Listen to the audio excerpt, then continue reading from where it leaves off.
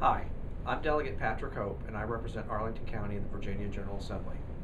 Welcome to Week 2 of my video updates for the 2014 legislative session.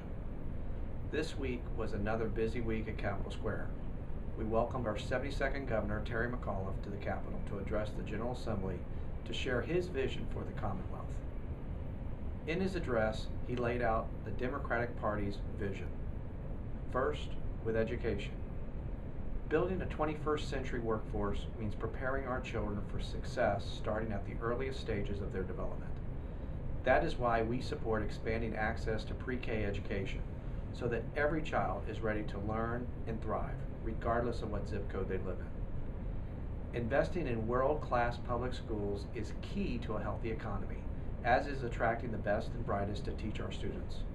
That is why I support the additional $5 million to help Northern Virginia localities compete for high-quality educators, despite the high cost of living in the area. And while I hope we can work together to make further investments in schools across Virginia, we must also do everything we can to maximize the impact of the resources we're already spending in the classroom. That is why we must come together with thoughtful, meaningful, and effective reforms to the standards of learning tests, the so-called SOLs. We should stop over-testing our students, examine essay testing and other ways to measure knowledge and cognitive reasoning. And we should free up teachers to teach on new subject material. In the area of healthcare, an area of particular focus for me this session, we must make Virginia an even better place to live and work and must include sustainable progress in our healthcare system.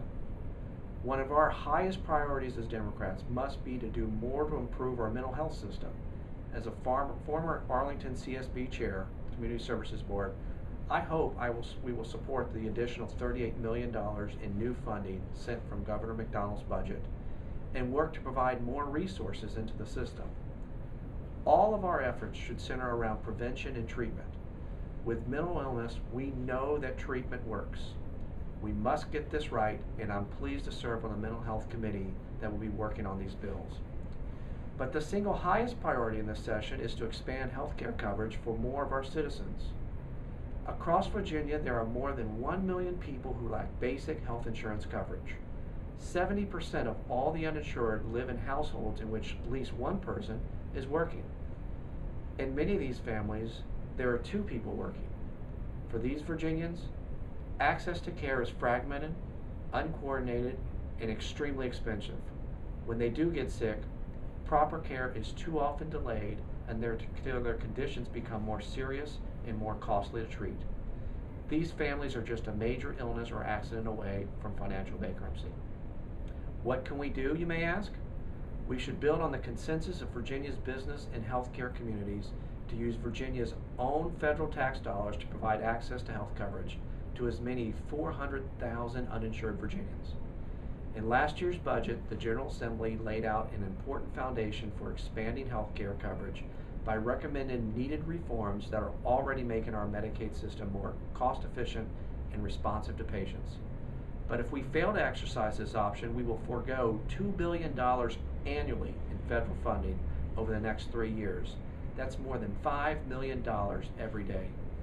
That money represents tax payments that Virginians have sent and will continue to send to Washington regardless of whether we seize this opportunity. It is our money. Let's bring it back to Virginia. We can't afford not to do something with the money in this session. And finally, on his first day in office, Governor Terry McAuliffe signed Executive Order No. 1, which prohibits discrimination in state government on the basis of sexual orientation and gender identity. Improving Virginia's government means attracting the best and the brightest of our state workforce and sending a clear, positive message that we will not tolerate discrimination in any shape or form. An open and welcoming Virginia requires a state government that also trusts women to make their own health care decisions and works to expand access to quality health care. That is our vision for Virginia: growing the economy, improving our children's schools, safeguarding our environment, and protecting healthy families. These are not partisan issues, they are Virginia issues. As Governor McAuliffe concluded in his speech, there is no challenge too great, no debate too intractable, and no idea too ambitious that we cannot come together on common ground to build the future of our families deserve. When I come to you next week, the 2014 legislative session will be inching toward our midpoint. In the meantime, if I can ever be of service to you or your family, please contact my office at area code 804-698-1047 or go to my website at hopeforvirginia.org. Thank you for watching, and I'll see you back here next week.